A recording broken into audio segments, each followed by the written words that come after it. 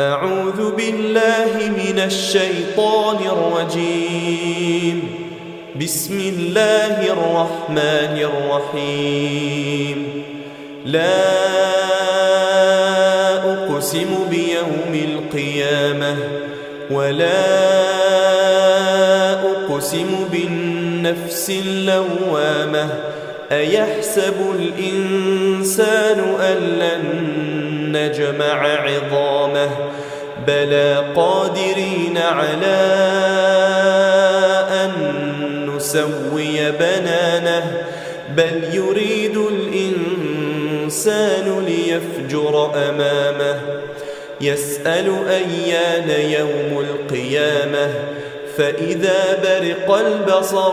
وخسف القمر وجمع الشمس والقمر يقول الإنسان يومئذ أين المفر كلا لا وزر إلى ربك يومئذ المستقر ينبأ الإنسان يومئذ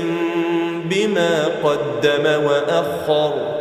بل الإنسان على نفسه بصيرة ولو ألقى معاذيره لا تحرك به لسانك لتعجل به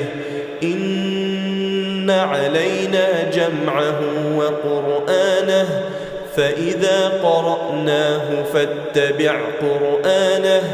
ثم إن علينا بيانه كلا بل تحبون العاجلة وتذرون الآخرة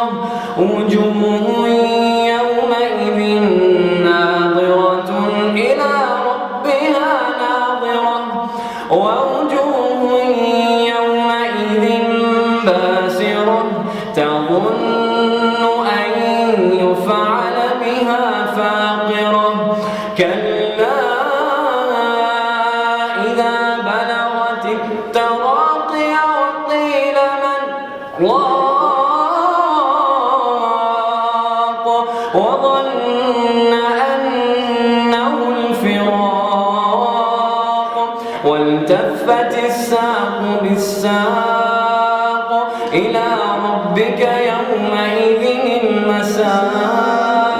فلا صدق ولا صلى ولكن